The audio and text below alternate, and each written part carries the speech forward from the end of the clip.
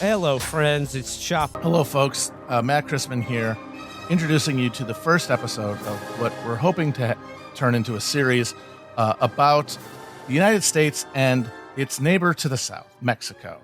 Mexican-American relations are one of the key components of contemporary politics, as we all know, and have been incredibly important in shaping both countries throughout their histories. And to start with, I wanted to begin with the sort of the primal scene of American Mexican relationships, which is, of course, the Mexican American War.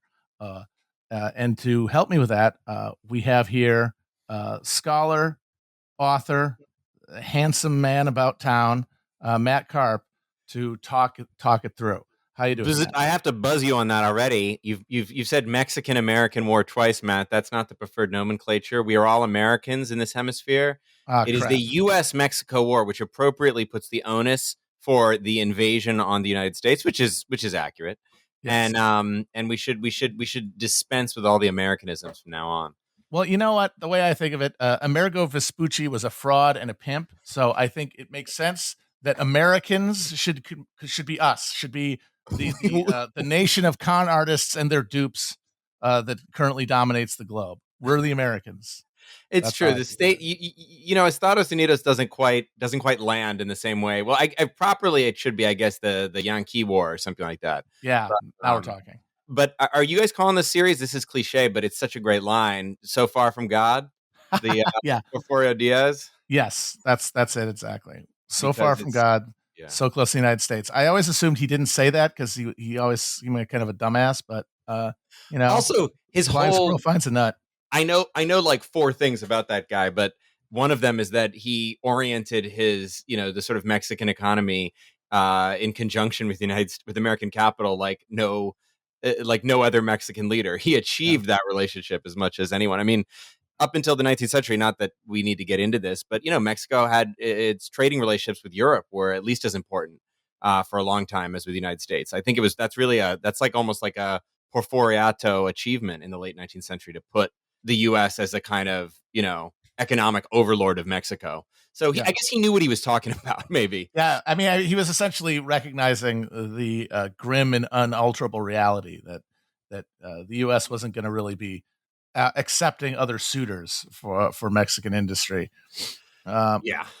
but Yeah. one of the reasons that they find themselves in that position in the late 19th century is because they had half their territory straitjacked by the United States in the 1840s, which had the effect of massively increasing the United States' size, but also pretty much guaranteeing a civil war and fatally undermining the stability of the second party system that until that point had been doing okay at managing the burgeoning sectional crisis. That's certainly the sort of satisfyingly kind of tragic, ironic arc that we like to tell ourselves. I have a little bit of reservations about some parts of that narrative because it feels like it's like we so badly want these assholes to get their comeuppance, and they did. But was it?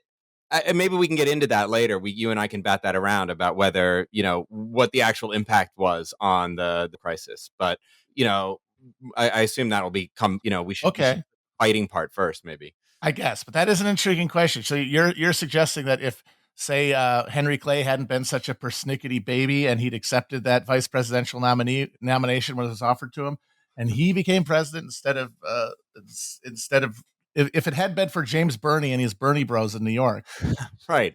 If Clay uh, had won, right? If Clay had won and we had not had a Mexican War, that would not have really done anything to delay the arrival of the Civil War. Is that what you're saying?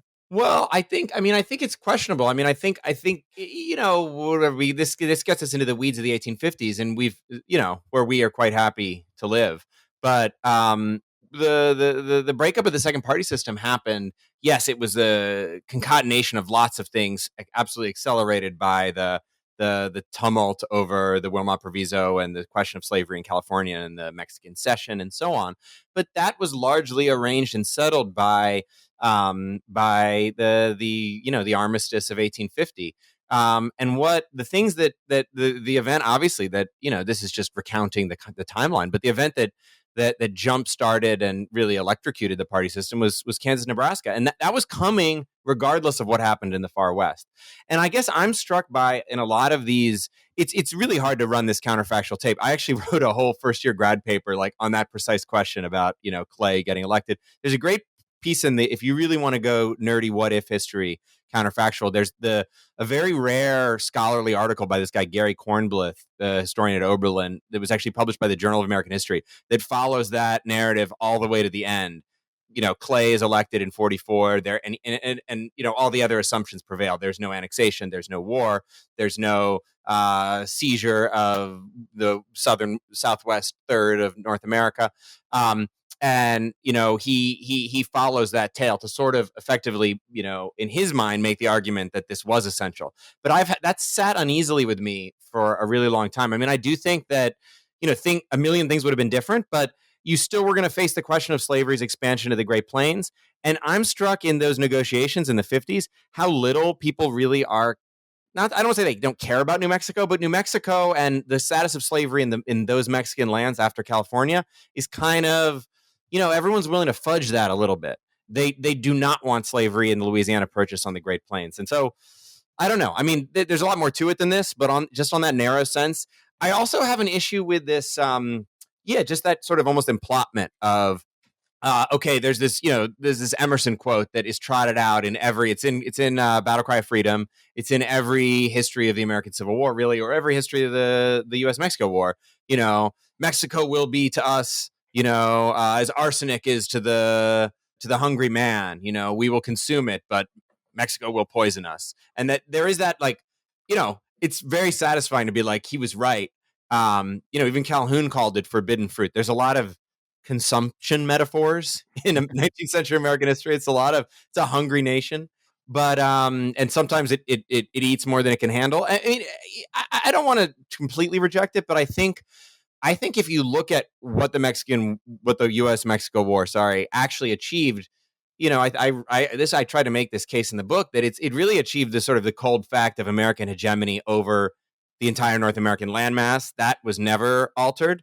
And it didn't like resolve the sectional crisis or the question of slavery, but I'm not so sure that the ironic flavor doesn't triumph doesn't overcome its sort of achievements in general for grandiose U.S. power, and that might have happened irrespective of the Civil War's outbreak.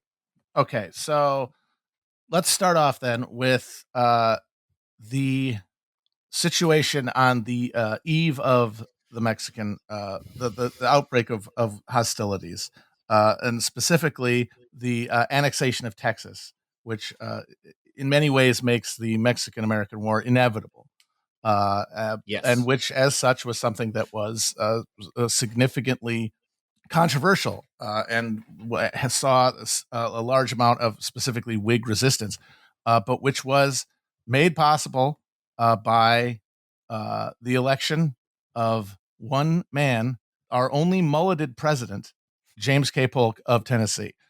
So what's the deal with Young Hickory, and what political coalition does he represent? Our only mulleted president so far, Matt. Yeah, that's You true. have to clarify. Gen Z is bringing it back, so I'm expecting a mullet in 2050. Before or after the weird perm thing that they have now?